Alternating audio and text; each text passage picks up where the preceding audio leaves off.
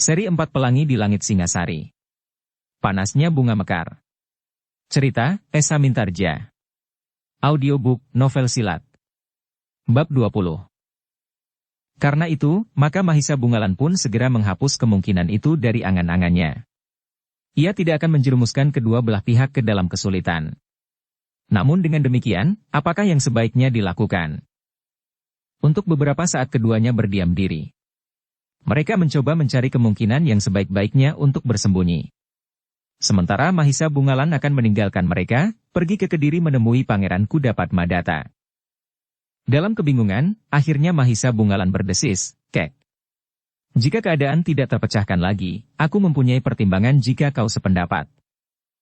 Ki Wastu memandang wajah Mahisa Bungalan dengan kerut-merut di keningnya, sambil bertanya, "Apakah kau menemukan jalan?"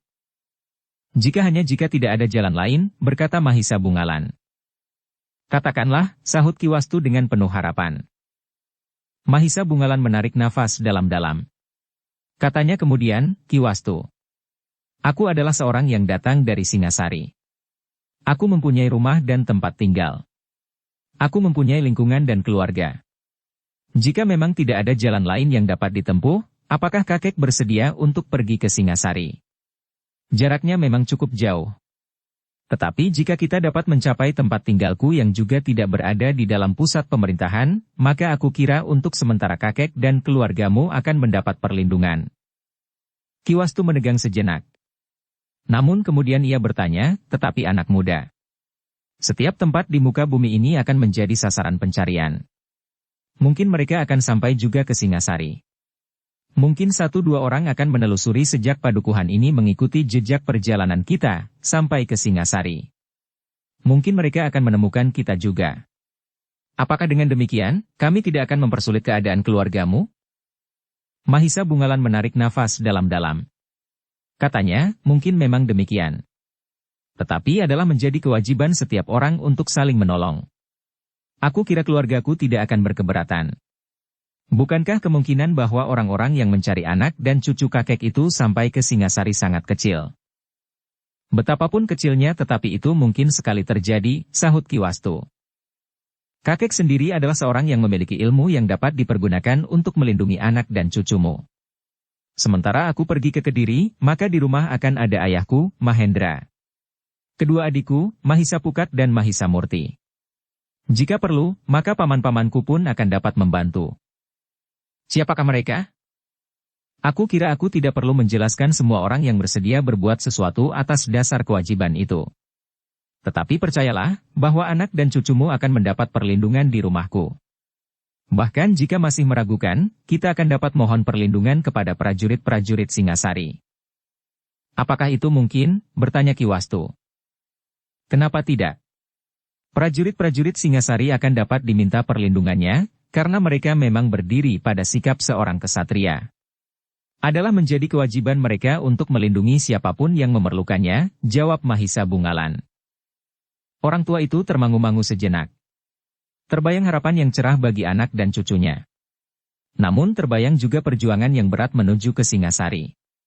Apalagi ia membawa seorang perempuan dan seorang anak laki-laki. Tiba-tiba saja Ki Wastu itu berkata, "Anak Mas, aku pasrah kepada anak Mas. Tentu anak Mas lebih banyak mengenal Singasari daripada aku.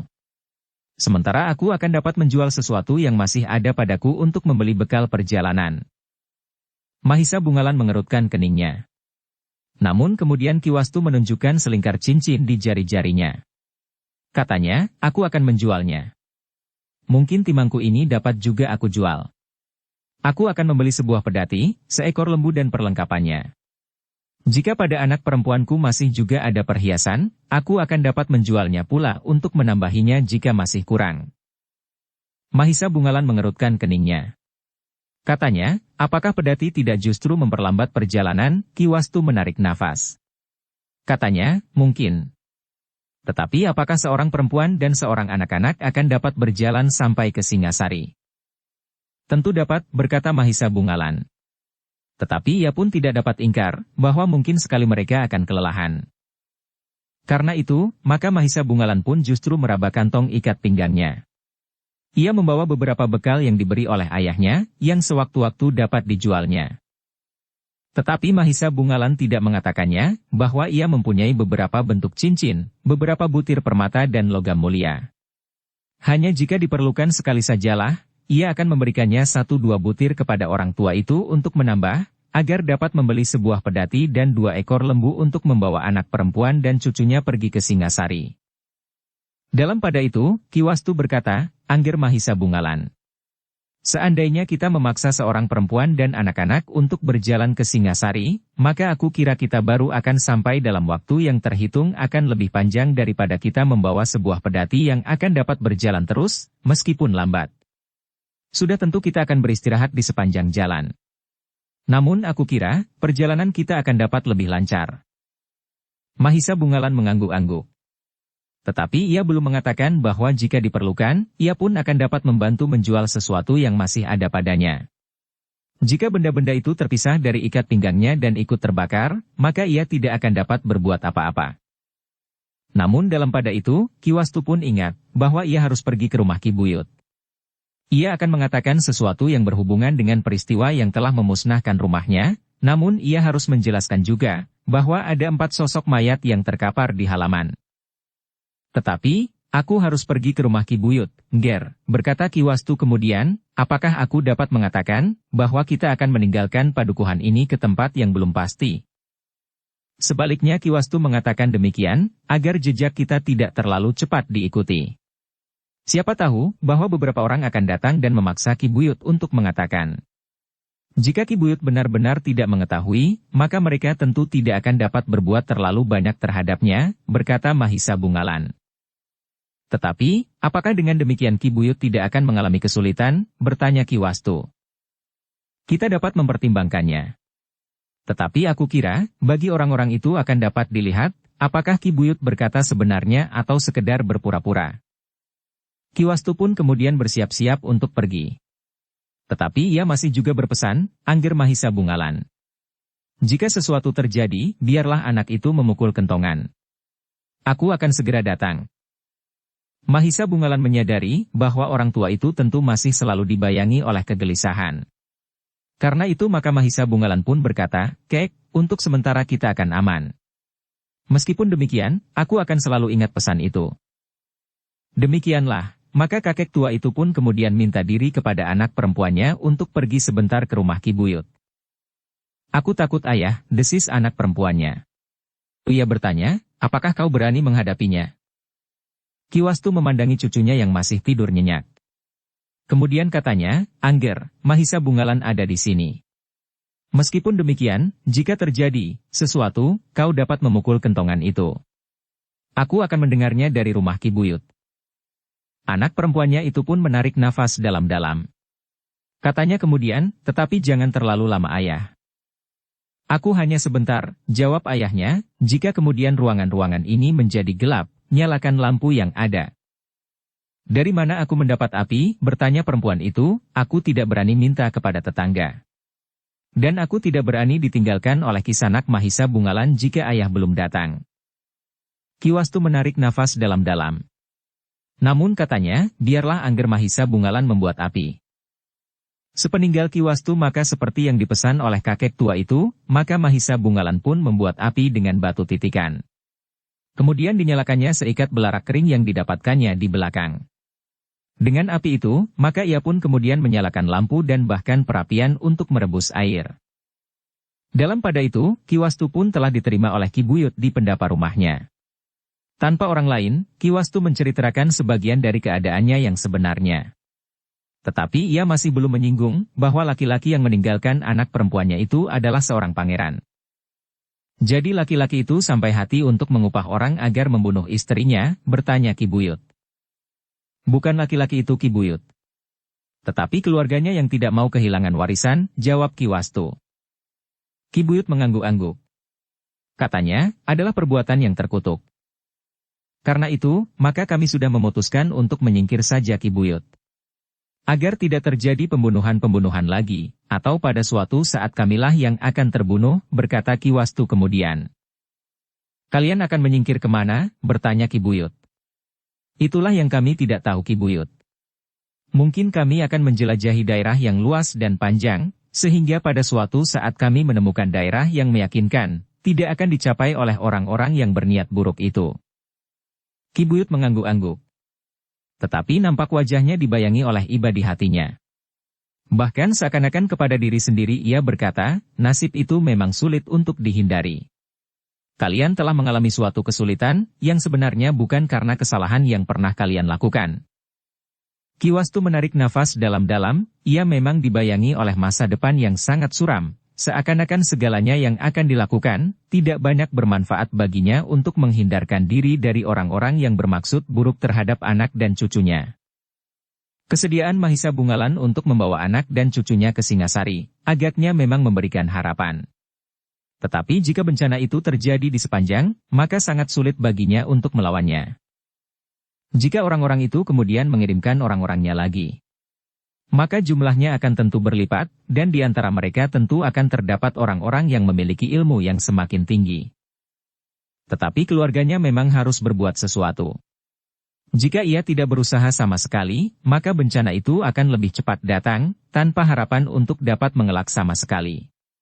Karena itu, maka Ki Wastu pun kemudian berkata, Ki Buyut, kami berniat untuk menjauhkan diri tanpa mengerti tujuan sama sekali. Tetapi di mana kami merasa bahwa kami dapat hidup tenang, maka kami akan tinggal di tempat itu untuk waktu yang tidak dapat direncanakan, mungkin kami harus berpindah tempat lagi, jika kami merasa bahwa hidup kami akan mulai diusik oleh orang-orang yang berniat jahat terhadap keluarga kami itu. Jadi, kalian akan merantau tanpa tujuan, beranya Ki Buyut. Begitulah agaknya Ki Buyut. Kami harus melakukan yang bukan pilihan kami. Tetapi kami tidak dapat mengelak lagi, berkata Ki Wastu. Sulit bagiku untuk membayangkan, apa yang akan terjadi atas seorang perempuan dan anak-anak. Apakah mereka harus berjalan menempuh teriknya matahari dan dinginnya embun malam di sepanjang bulak-bulak panjang tanpa batas, bertanya Ki Buyut. Apa boleh buat Ki Buyut, sahut Ki Wastu. Namun Ki Wastu pun kemudian mengatakan, bahwa dengan menjual sisa-sia barangnya yang melekat pada tubuhnya, ia ingin mendapatkan sebuah pedati. Dengan pedati itu ia dan keluarganya akan menempuh perjalanan tanpa batas. Ki Buyut mengerutkan keningnya. Sejenak ia termangu-mangu. Namun kemudian katanya, Ki Wastu, meskipun kau bukan orang yang cikal bakal di padukuhan ini, namun kau sudah kami anggap sebagai keluarga kami. Kau sudah kami anggap sebagai orang tua yang pantas kami hormati. Karena itu, Ki Wastu, jika kau memang memerlukan sebuah pedati, maka kau tidak perlu menjual sisa barang-barangmu yang masih melekat pada tubuhmu. Biarlah orang-orang padukuhan ini memberimu sebuah kenang-kenangan, bahwa kau pernah tinggal di padukuhan ini. Apakah maksud Ki Buyut? Bertanya Ki Wastu. Ki Buyut termangu-mangu sejenak. Kemudian katanya, biarlah kau tidak usah membeli pedati dengan menjual barang-barangmu. Jika kau memerlukan pedati, pakailah pedatiku. Pedati yang akan selalu mengingatkanmu kepada padukuhan ini, kepada penghuninya, tetapi juga kepada pengalaman pahit yang pernah terjadi. Ki Wastu mengerutkan dahinya. Setapak ia bergeser. Dengan suara yang bergetar karena getar jantungnya ia berkata, Ki Buyut, apakah benar pendengaranku, betapa besar belas kasihan Ki Buyut terhadap keluarga kami? Sudah menjadi kewajiban kita Ki Wastu, sahut Ki Buyut, kita harus saling menolong. Agaknya hanya itulah yang dapat kami berikan. Padukuhan ini sudah tentu tidak akan dapat memberikan perlindungan kepada keluargamu. Kami sama sekali tidak memiliki kekuatan untuk melawan kekerasan. Ki Wastu untuk sejenak bagaikan membeku. Ia sama sekali tidak menyangka bahwa Ki Buyut demikian baik hati, sehingga ia tidak perlu menjual apapun juga untuk mendapatkan sebuah pedati. Betapa besar rasa terima kasih kami sekeluarga Ki Buyut, suara Ki Wastu menjadi semakin bergetar, kami sekeluarga tidak akan melupakannya. Kami selalu mengenang padukuhan ini. Kami akan selalu mengenang Ki Buyut dan semua penghuninya. Besok pedati itu sudah siap Ki Wastu, berkata Ki Buyut, bukan maksudku agar kau cepat meninggalkan padukuhan ini, tetapi setiap saat, pedati itu sudah siap kau pergunakan bersama keluargamu. Terima kasih Ki Buyut. Terima kasih. Aku akan segera membicarakannya dengan anak dan cucuku. Juga membicarakannya dengan Mahisa Bungalan, anak muda yang telah ikut menyelamatkan keluargaku. Bukan saja sebuah pedati dengan 2 ekor lembu. Tetapi aku akan dapat memberimu sekedar bekal bahan makan di perjalanan. Mungkin kau tidak segera mendapatkan tempat untuk sekedar tinggal beberapa saat. Mungkin kalian harus merantau untuk waktu yang tidak dapat dibatasi. Ki Wastu mengangguk-angguk. Suaranya masih bergetar ketika ia menjawab, tidak ada kata-kata yang dapat aku ucapkan Ki Buyut, aku dan keluargaku telah berhutang budi kepada Ki Buyut, kepada padukuhan ini dan penghuninya. Tidak perlu kau bebani perasaanmu dengan anggapan seperti itu. Semuanya terserah kepadamu. Kapan kau akan berangkat, dan sampai kapan kau akan tinggal di Banjar? Kaulah yang dapat menduga, apakah keadaan menjadi gawat atau masih dapat kau anggap tenang. Setelah mengucapkan terima kasih berulang kali, maka Ki Wastu pun kemudian minta diri. Betapa baik sikap dan tanggapan Ki Buyut tentang keadaannya. Dengan demikian, maka ketika ia sampai ke Banjar, hampir tidak sabar lagi menunggu Mahisa Bungalan yang sedang berada di belakang berjalan mendapatkannya di Pendapa Banjar. Ternyata Ki Buyut adalah orang yang sangat baik, berkata Ki Wastu yang kemudian menceritakan apa yang disanggupkan oleh Ki Buyut bagi keluarganya. Syukurlah, berkata Mahisa Bungalan, jika keadaan berangsur baik dan tidak ada kecemasan lagi di dalam kehidupan kakek kelak, maka kakek tidak akan melupakan padukuhan ini. Tentu Ngger. Aku tidak akan melupakannya, jawab Ki Wastu. Dengan demikian, apakah kakek berhasrat untuk segera meninggalkan tempat ini, bertanya Mahisa Bungalan. Aku kira begitu, Ngger. Semakin cepat semakin baik. Mungkin orang-orang yang bermaksud buruk itu pun bekerja cepat, agar mereka tidak kehilangan kita. Terutama anak dan cucuku itu. Baiklah Ki Wastu, besok kita sudah bersiap. Jika benar Ki Buyut akan memberikan pedati, maka demikian pedati itu ada, maka kita akan berangkat, berkata Mahisa Bungalan. Ki Wastu mengangguk-angguk. Lalu katanya, aku akan berbicara dengan anak dan cucuku. Ketika Ki Wastu kemudian masuk ke ruang di bagian belakang Banjar itu, maka Mahisa Bungalan pun kemudian turun ke halaman dan berjalan-jalan hilir mudik. Ketika malam menjadi semakin gelap maka di gardu di muka Banjar itu pun mulai terisi oleh beberapa orang anak muda yang meronda. Mahisa Bungalan yang kemudian berada di antara anak-anak muda itu pun mulai dihujani dengan berbagai macam pertanyaan tentang peristiwa yang telah terjadi. Anak-anak muda itu tidak puas mendapat keterangan sekedarnya. Tetapi mereka ingin mengetahui lebih banyak. Tetapi Mahisa Bungalan tidak dapat menceritakan semuanya, ia hanya menyatakan apa yang sebenarnya dapat dilihat oleh tetangga-tetangganya. Agar ia tidak terlalu banyak mengalami kesulitan untuk menjawab, maka Mahisa Bungalan pun kemudian meninggalkan gardu itu dan masuk ke ruang dalam Banjar. Sementara Ki Wastu sedang duduk terkantuk-kantuk di ruang dalam. Aku akan tidur sejenak, Ngger, berkata Ki Wastu. Tidurlah Kek. Aku akan berada di serambi belakang. Kita akan mendapat kesempatan untuk tidur bergantian. Aku akan tidur lebih dahulu, berkata kakek tua itu. Ketika Mahisa Bungalan turun ke serambi belakang dan duduk di dalam gelap, maka Ki Wastu pun membaringkan dirinya pada sebuah kayu yang rendah di depan pintu bilik anak perempuan dan cucunya, seolah-olah ia sama sekali tidak mau melepaskan pengawasannya atas pintu itu.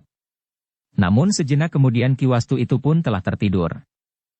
Dalam pada itu, ibu dan anak laki-laki yang berada di dalam bilik itu pun menjadi gelisah.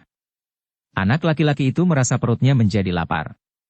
Tetapi ia sadar bahwa ia tidak akan dapat merengek minta makan.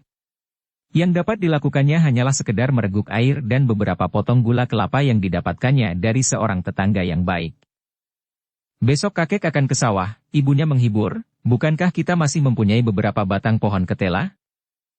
Anak laki-lakinya yang sedang terbangun itu pun mengangguk. Namun ia tidak dapat menyembunyikan bunyi perutnya yang lapar.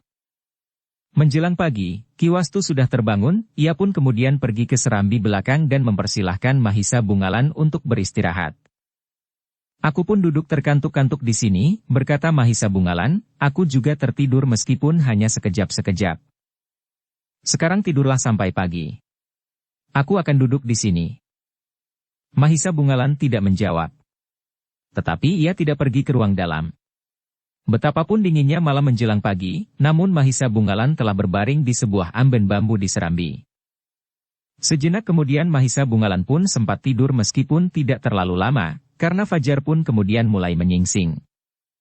Malam itu telah dilampaui dengan tanpa terjadi peristiwa yang tidak dikehendaki. Menjelang pagi, anak-anak muda yang berada di gardu pun telah pulang ke rumah masing-masing. Namun bagi Mahisa Bungalan, anak-anak muda itu justru mencemaskannya. Jika orang-orang yang berusaha membunuh ibu dan anak itu benar datang menyusul di malam itu, maka anak-anak muda yang tidak tahu menahu itu akan mengalami kesulitan. Mungkin tanpa mereka sadari, mereka mencoba untuk melawan. Namun dengan demikian, maka akibatnya akan sangat gawat bagi mereka. Ternyata bahwa datangnya pagi telah membuat Mahisa Bungalan justru agak tenang. Di siang hari segalanya menjadi semakin jelas dan pasti. Namun, yang bergejolak di dalam hatinya juga sebuah pengharapan agar pedati itu benar-benar datang. Dengan demikian, mereka akan semakin cepat meninggalkan tempel itu. Tempat yang mungkin masih akan dikunjungi oleh orang-orang yang tidak dikehendakinya. Ternyata seperti yang dikatakan, bahwa menjelang matahari naik sepenggalah, maka Ki Buyut sendiri telah dalang ke Banjar membawa sebuah pedati diikuti oleh beberapa orang pamong. Dengan hati tergetar Ki Wastu menerima pedati itu. Berpuluh kali ia mengucapkan terima kasih atas kebaikan hati Ki Buyut. Ki Buyut dan para pamong pun mengerti betapa perasaan terima kasih itu benar-benar melonjak dari dasar hati Ki Wastu. Bukan sekedar sikap lahiriahnya saja. Dengan tangan gemetar Ki Wastu meraba pedati itu hampir pada setiap bagiannya. Kemudian 2 ekor lembu yang besar dan kuat. Luar biasa, desis Ki Wastu. Nah Ki Wastu, kami sudah memberikan sesuatu yang barangkali bermanfaat bagi Ki Wastu. Tetapi itu bukan berarti bahwa aku mempersilahkan Ki Wastu segera meninggalkan tempat ini. Kami masih akan dengan senang hati menerima Ki Wastu tinggal bersama kami di padukuhan ini, tetapi kami pun tahu keadaan Ki Wastu yang sulit itu, berkata Ki Buyut kemudian. Lalu, karena itu, terserahlah kepada Ki Wastu. Dan aku pun tidak akan bertanya dan tidak akan berusaha mengerti, kemana Ki Wastu akan pergi, karena pengertianku tentang tujuan Ki Wastu, akan dapat berbahaya bagi Ki Wastu. Wajah Ki Wastu menegang. Seolah-olah Ki Buyut itu mengerti apa yang pernah dipikirkannya. Karena itu, dengan ragu-ragu ia berkata, kami percaya sepenuhnya kepada Ki Buyut.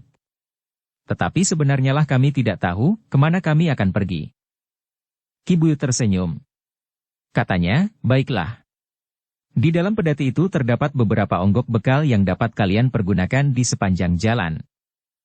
Terima kasih yang tidak terhingga masih saja selalu diucapkan oleh Ki Wastu. Dan sekali-kali Mahisa Bungalan juga menyatakannya. Sejenak kemudian, maka Ki Buyut pun minta diri meninggalkan Banjar itu. Di regol ia berpesan, Ki Wastu. Kapan saja Ki Wastu akan berangkat, aku harap Ki Wastu sudi memberitahukan kepadaku. Baiklah Ki Buyut. Kami akan singgah di rumah Ki Buyut. Kami akan minta diri. Dan kami tidak akan pernah melupakan kebaikan hati ini, sahut Wastu. Sepeninggal Ki Buyut, maka Ki Wastu pun mulai berbicara bersungguh-sungguh dengan keluarganya dan Mahisa Bungalan. Mereka menganggap bahwa semakin cepat meninggalkan tempat itu, akan semakin baik. Setiap saat, kawan-kawan dari keempat orang itu akan dapat datang, karena berita kematian mereka tentu sudah tersebar dari mulut ke mulut, dari pasar ke pasar dan dari padukuhan ke padukuhan. Malam nanti kita berangkat, berkata Mahisa Bungalan. Kenapa malam, bertanya Ki Wastu. Kan melupakannya, jawab Ki Wastu. Tidak banyak orang yang mengetahui kepergian kita. Aku berjanji untuk singgah di rumah Ki Buyut. Senja kita pergi ke rumah Ki Buyut dengan pedati ini. Selanjutnya kita tinggalkan daerah ini menuju ke Singasari, berkata Mahisa Bungalan kemudian. Ki Buyut mengangguk-angguk. Ia pun ternyata sependapat dengan Mahisa Bungalan.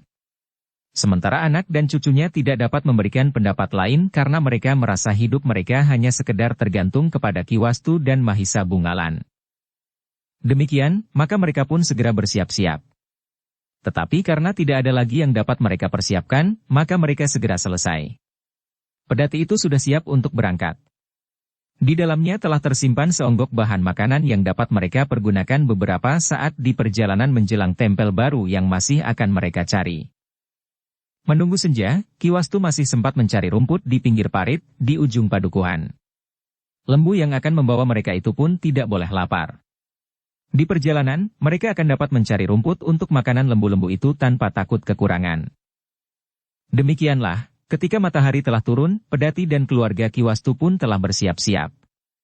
Mereka sempal minta diri kepada 1-2 orang tetangga. Namun Kiwastu sama sekali tidak pernah menyebut arah perjalanan mereka. Kiwastu selalu berkata bahwa ia menuju ke tempat yang sama sekali tidak diketahui. Ketika senja datang, maka Kiwastu pun segera berangkat meninggalkan Banjar menuju ke rumah Ki Buyut. Sekali lagi Kiwastu minta diri. Dengan iba hati, Nyai Buyut pun telah memberikan bekal pakaian kepada anak perempuan Kiwastu. Sebagai seorang perempuan, Nyai Buyut mengetahui bahwa anak perempuan Kiwastu itu tidak akan dapat memakai pakaian gantung kepuh seperti seorang laki-laki. Ketika gelap mulai turun, dengan berat hati Kiwastu berangkat meninggalkan padukuhan yang untuk beberapa saat lamanya telah memberikan tempat tinggal baginya. Namun akhirnya ia harus meninggalkan padukuhan itu, karena tingkah beberapa orang yang tidak mengenal perikemanusiaan. Ketika mereka meninggalkan gerbang padukuhan, cucu Kiwastu itu masih sempat menjengukkan kepalanya. Dengan nada ragu ia bertanya kepada ibunya, "Kita akan pergi kemana, Ibu?" Ibunya membelai kepala anak laki-lakinya sambil menjawab, "Kita akan mengikuti kakek dan pamanmu Mahisa Bungalan Ger. Kita akan pergi ke tempat yang belum pernah kita lihat." Anak itu memandang ibunya dengan wajah yang tegang. Namun ia tidak bertanya lagi. Ia pun menyadari bahwa mereka sedang mencari tempat untuk mencari ketenangan. Demikianlah maka Pedati itu pun berjalan dengan lambannya menempuh jalan-jalan padukuhan. Kemudian lewat gerbang di ujung lorong, dan turun ke jalan di tengah bulak panjang. Tidak banyak orang yang menghiraukan. Karena Pedati memang berjalan di malam hari membawa hasil sawah untuk dijual di pasar yang agak jauh, karena pemiliknya memerlukan barang lain yang akan didapatkannya di pasar itu pula. Dengan demikian, maka perjalanan Pedati itu pun sama sekali tidak mendapat hambatan apapun juga. Semakin lama menjadi semakin jauh dari padukuhan yang telah menjadi tempat tinggal Kiwastu untuk beberapa lamanya. "Jika kau lelah dan mengantuk, tidurlah," berkata Kiwastu kepada anak dan cucunya. Tetapi rasa-rasanya mereka selalu diguncang oleh roda-roda Pedati yang melintasi di sepanjang jalan. Karena itu, maka anak perempuannya itu pun menjawab, "Aku belum mengantuk ayah," namun kemudian sambil membelai rambut anak laki-lakinya ia berkata, "Tidurlah. Seolah-olah kau berada di dalam ayunan." Anak itu tersenyum. Tetapi ia tidak menjawab. Dipandanginya kakeknya dan Mahisa Bungalan duduk di bagian depan. Kiwastu memegang kendali lembu yang berjalan seenaknya di gelapnya malam yang menjadi semakin pekat. "Perjalanan kita akan cukup panjang," berkata Kiwastu kepada anak perempuannya, "mudah-mudahan kau dan anakmu tidak jemu berada di dalam Pedati ini hampir siang dan malam." "Apakah Pedati ini tidak akan pernah berhenti?" tiba-tiba aja cucunya yang sudah mulai menguap bertanya. "Tentu. Pedati ini akan berhenti setiap kali. Lembu-lembu itu tentu juga mengenal lelah. Ibumu akan merebus ubi kayu atau ubi rambat yang kita bawa. Mungkin jika sempat juga menanak nasi. Sementara lembu itu beristirahat dan makan rumput, kau mendapat kesempatan untuk makan nasi. Mungkin kita berhenti di dekat sebatang sungai. Kita akan turun ke sungai, mandi dan mencari ikan." Anak itu mengerutkan keningnya. Tetapi ia tidak menjawab.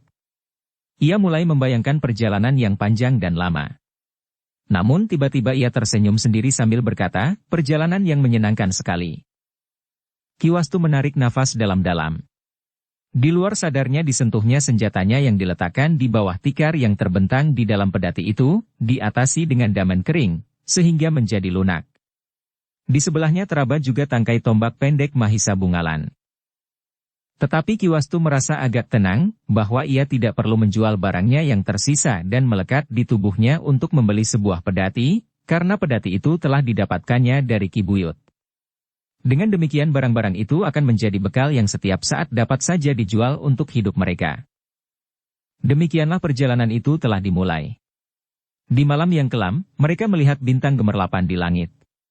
Ketika malam menjadi semakin larut, maka anak perempuan Kiwastu itu pun membaringkan dirinya di bagian belakang dari pedati itu, sementara Kiwastu pun berbaring pula di bagian depan menyilang. Meskipun mereka harus berbaring melingkar, namun pada suatu saat, mata mereka pun terpejam juga, sementara cucu Kiwastu telah tertidur nyenyak.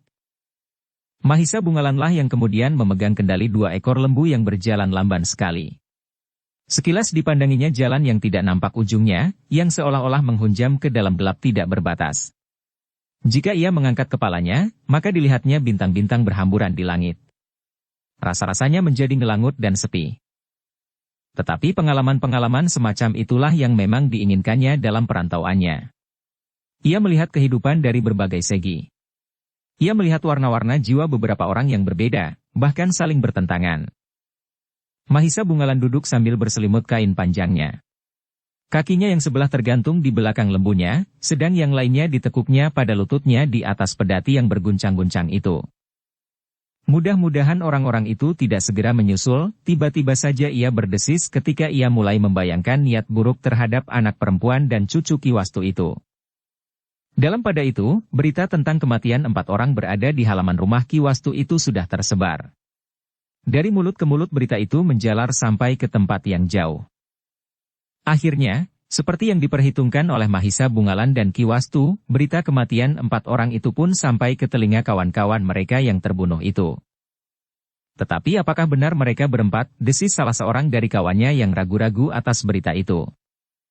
Mungkin sekali. Seorang laki-laki muda berhasil membunuh 6 orang di hutan itu. Apalagi menurut pendengaranku, mereka bertempur berdua. Yang seorang sudah tua. Tetapi ternyata bahwa masing-masing dari mereka mampu membunuh 4 orang, meskipun salah seorang dari ke-4 orang itu berhasil membakar rumahnya. Namun seorang perempuan dan seorang anak laki-laki telah diselamatkan. Gila, yang lain menggeram, di mana mereka sekarang tinggal setelah rumah itu terbakar. Mereka tentu tinggal di salah seorang keluarga, atau mungkin di rumah Ki Buyut atau Banjar Padukuhan. Ternyata berita kematian ke-4 orang itu telah membuai kawan-kawan mereka menjadi sangat marah. Bukan saja karena usaha ke-4 orang itu untuk membunuh perempuan dan anak laki-lakinya itu gagal, tetapi kematian itu benar-benar telah menyinggung harga diri mereka. Karena itu, maka salah seorang di antara mereka yang tidak sabar lagi berkata, "Aku akan pergi ke padukuhan itu. Aku akan mencarinya sampai aku mendapatkan mereka, aku akan membunuh mereka di halaman Banjar, atau di rumah Ki Buyut, agar setiap orang mengetahui bahwa kita tidak akan dapat dihalangi oleh siapapun juga." "Apa yang akan kau lakukan?" bertanya kawan-kawan. "Aku akan pergi mencari mereka, kau dengar. Dan menyerahkan lehermu," sahut seorang kawannya yang lain. "Gila. Kau telah menghina aku," jawabnya. "Kau memang tidak mempunyai otak. Kau dengar, 4 orang telah mati. Mereka adalah orang-orang terbaik di antara kita. Nah, apakah kita masih meragukan bahwa perempuan itu mempunyai pengawal yang kuat, yang telah membunuh 6 orang pula di hutan itu? Pengecut. Kau takut?" "Bukan takut. Tetapi otakku masih waras. Masih dapat membuat pertimbangan-pertimbangan dengan jernih." Kawannya yang marah itu pun menarik nafas dalam-dalam. Ia pun mengerti bahwa tentu ada orang yang memiliki kemampuan luar biasa. Menurut pendengaran mereka ke-4 orang itu terbunuh oleh 2 orang keluarga perempuan itu. Seorang anak muda dan seorang yang sudah tua itu masih memiliki kemampuan yang luar biasa.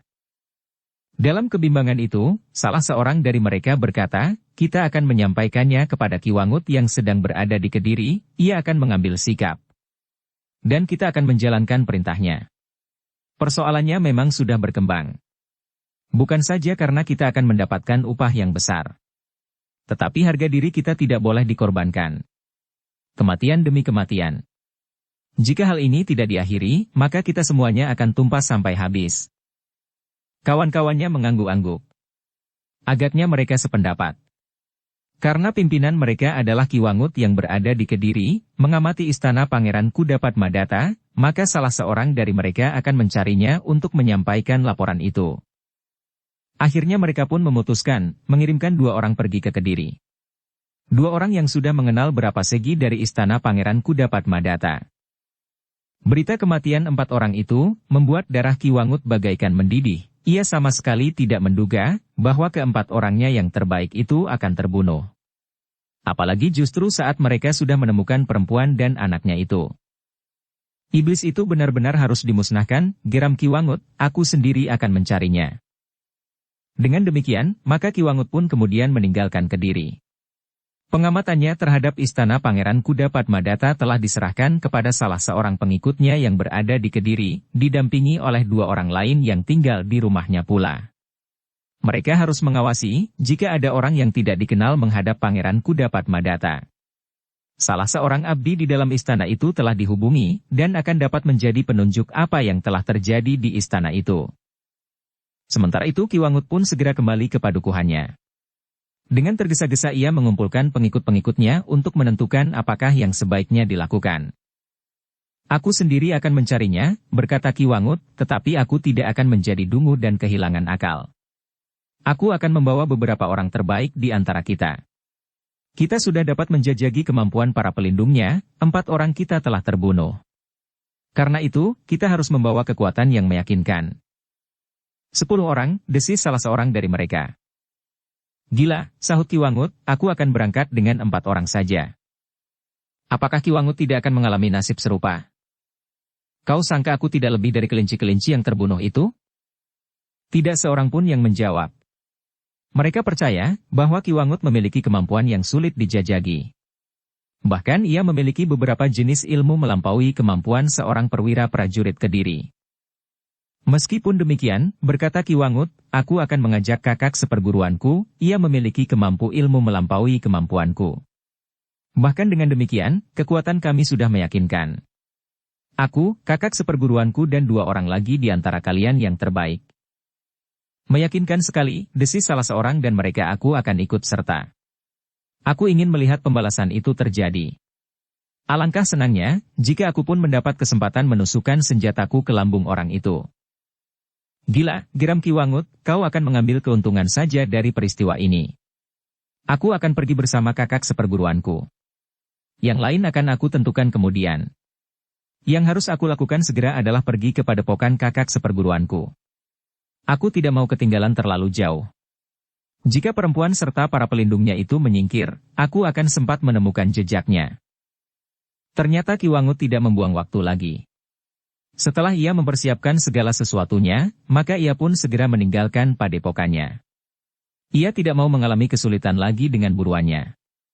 Karena itu, ia telah berusaha menghubungi orang terbaik yang pernah dikenalnya dan yang mungkin akan dapat diajaknya kerja bersama. Dengan tergesa-gesa dan seolah-olah hampir tidak beristirahat sama sekali, Ki Wangut telah berpacu sebuah padukuhan yang terpencil, di kaki sebuah bukit kecil yang tidak banyak diketahui orang. Sehari penuh Ki Wangut berada di perjalanan.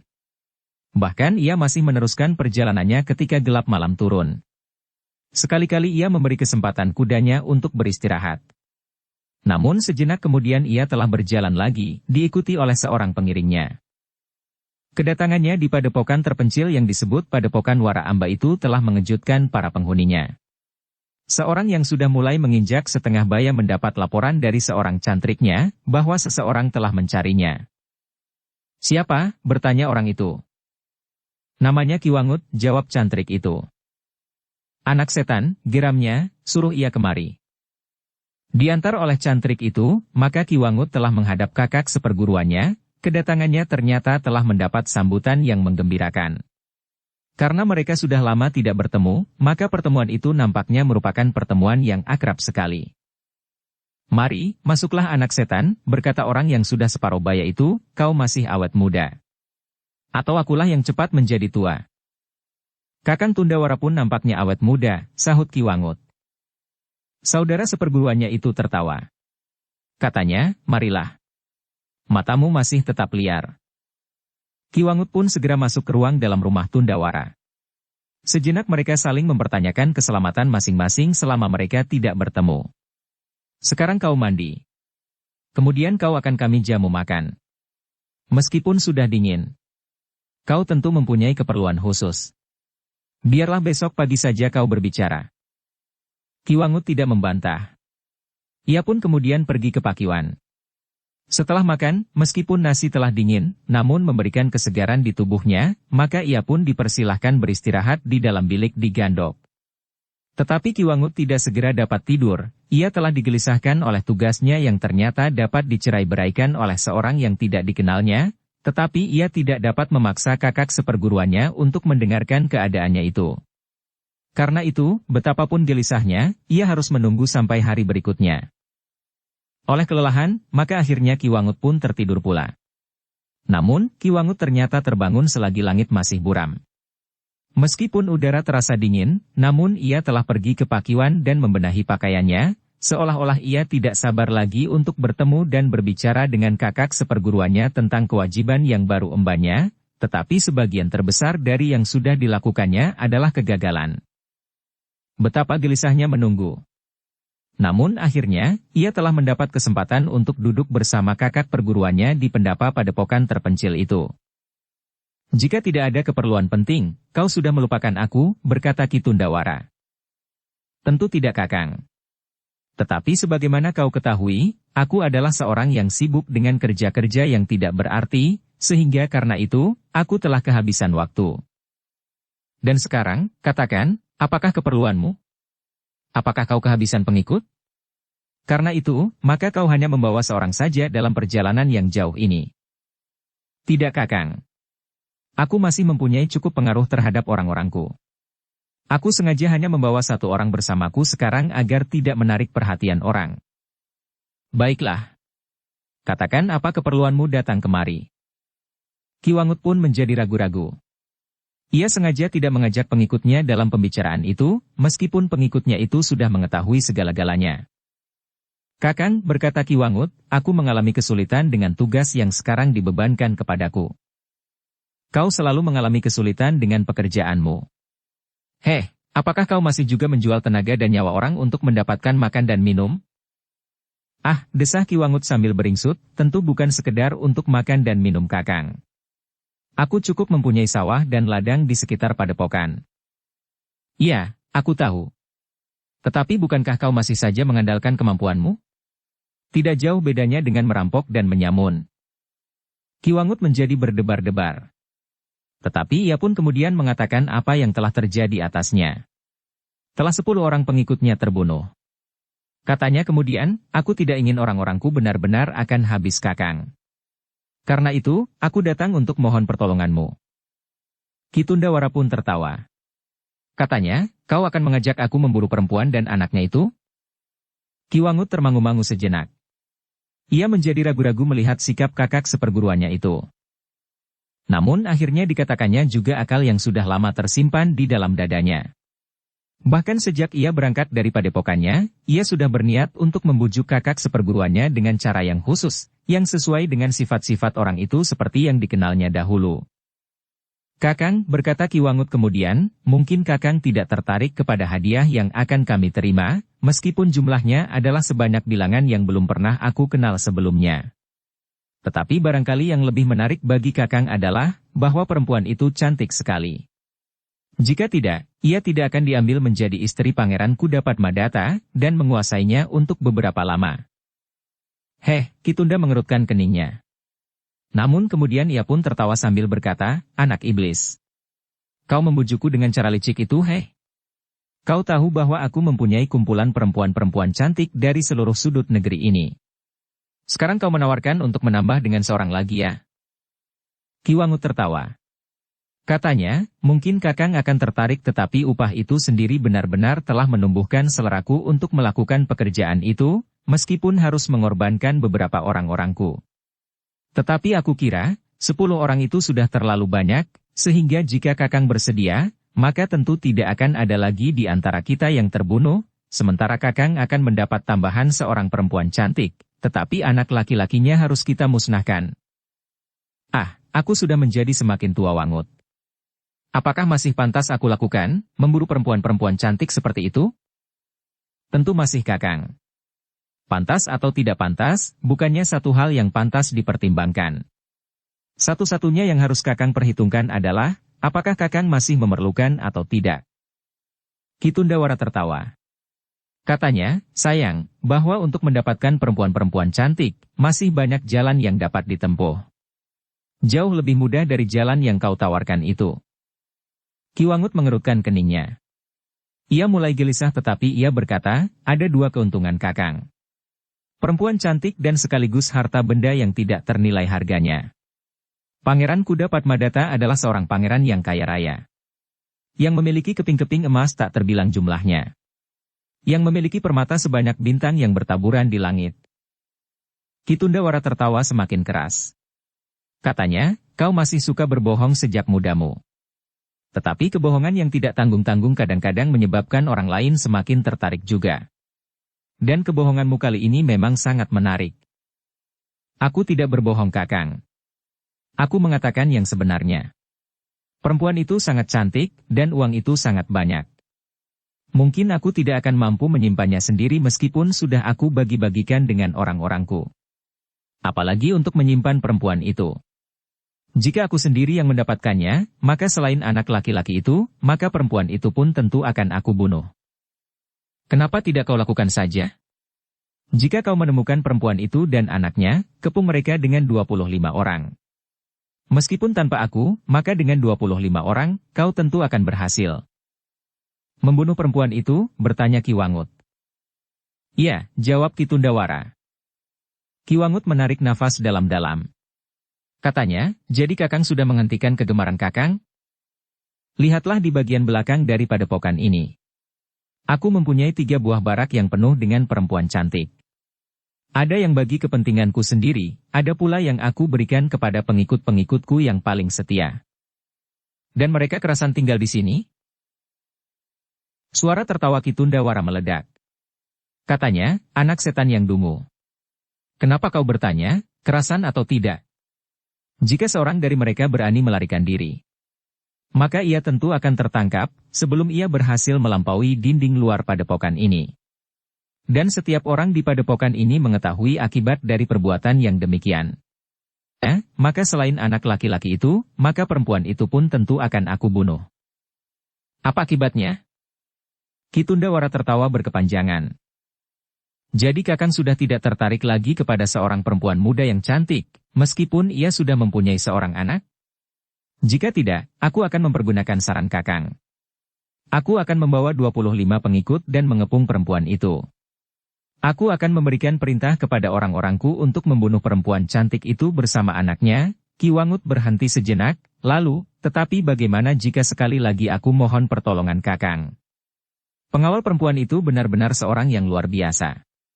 Aku akan melawan salah seorang dari mereka, dan Kakang yang seorang, sementara aku akan membawa 2 orang kepercayaanku, sekedar untuk meyakinkan bahwa perempuan dan anak laki-lakinya harus mati. Ki Tundawara menarik nafas dalam-dalam. Akhirnya ia berkata, ketahuilah anak iblis. Jika aku pergi bukannya karena aku memerlukan uang atau perempuan, tetapi karena kau merengek minta aku membantumu. Ki Wangut termangu-mangu sejenak, ia mulai berharap-harap cemas. Untuk beberapa saat Ki Wangut menunggu. Sekilas ia memandang wajah saudara seperguruan itu. Hatinya menjadi berdebar-debar ketika Ki Tundawara berkata, aku akan membantumu. Tetapi aku yakin bahwa rencana ini tidak boleh gagal. Karena itu, aku akan membawa yang paling baik. Selebihnya, kau pun harus membawa orang-orangmu yang terbaik agar kegagalan itu tidak terulang lagi. Terima kasih Kakang, sahut Ki Wangut dengan serta-merta, aku akan membawa pengikutku. Tidak hanya 1 atau 2 orang. Tetapi berapa saja kau butuhkan? Orang-orang yang terbaik. Yang penting bukan jumlahnya, tetapi apakah mereka mampu bertempur atau tidak, jawab Ki Tundawara. Semula aku ingin membawa 2 orang saja. Berempat dengan aku dan Kakang. Tetapi jika Kakang mempunyai pertimbangan lain, maka aku pun akan menuruti nasihat itu. Kau memang sombong. Kau anggap dirimu mumpuni. Karena itu kau hanya akan pergi berempat saja, jawab Ki Tundawara, tetapi menurut pertimbanganku, itu tidak cukup. Kedua orang pengawal itu mampu membunuh 4 orang-orangmu yang terbaik. Karena itu, maka kita harus datang lebih 4 orang. Bukan berarti bahwa kemampuanmu dan kemampuanku tidak lebih baik dari ke-4 orang-orangmu itu, tetapi kemungkinan lain dapat saja terjadi. Setelah kegagalan itu, maka mereka mengundang beberapa orang lain untuk bersama-sama menjadi pelindung perempuan itu dengan janji bahwa mereka akan mendapat upah yang banyak jika perempuan itu berhasil bertemu dengan Pangeran Kudapat-Madata. Ki Wangut mengangguk-angguk. Katanya, aku sependapat Kakang. Jika Kakang membawa 2 orang terbaik dari padepokan ini, aku akan membawa lebih dari 2 orang.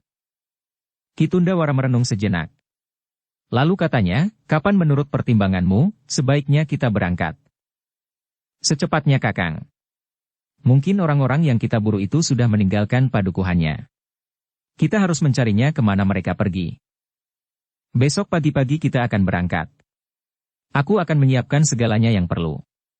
Hari ini aku akan mengumpulkan orang-orang terpenting dari padepokan ini, agar mereka tinggal di rumah dan menjaganya dengan baik selama aku pergi mengikutimu tanpa batas waktu. Mungkin sepekan, mungkin sebulan. Tetapi mungkin kita tidak akan pernah ketemu dengan orang yang kau cari itu, sampai saatnya mereka menghadap Pangeran Kudapat Madata. Justru pangeran itulah yang memerintahkan pengawal-pengawalnya untuk memburu kita karena kita sudah berusaha membunuh istri dan anaknya.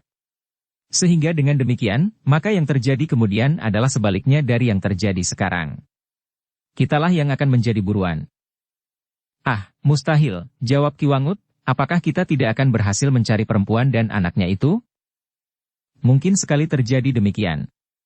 Kita bukan Tuhan yang dapat melihat seluruh isi dunia ini sehingga kita dapat melakukan apa saja. Ki Wangut mengangguk-angguk. Tetapi katanya kemudian, kita akan berusaha Kakang. Kita akan mencarinya sampai ketemu. Tentu kau akan berkata begitu. Tetapi tidak dengan aku. Jika aku sudah jemu berburu, maka aku akan kembali ke padepokan ini kapan saja aku ingin. Ki Wangut menarik nafas panjang. Namun ia harus menjawab, baiklah Kakang. Tetapi biarlah kita mencobanya. Sudah aku katakan, besok kita akan berangkat. Hari ini aku akan mengemasi padepokanku sebelum aku pergi. Bersambung ke bab 21. Dukung kami dengan subscribe, follow, like, komen dan share. Terima kasih.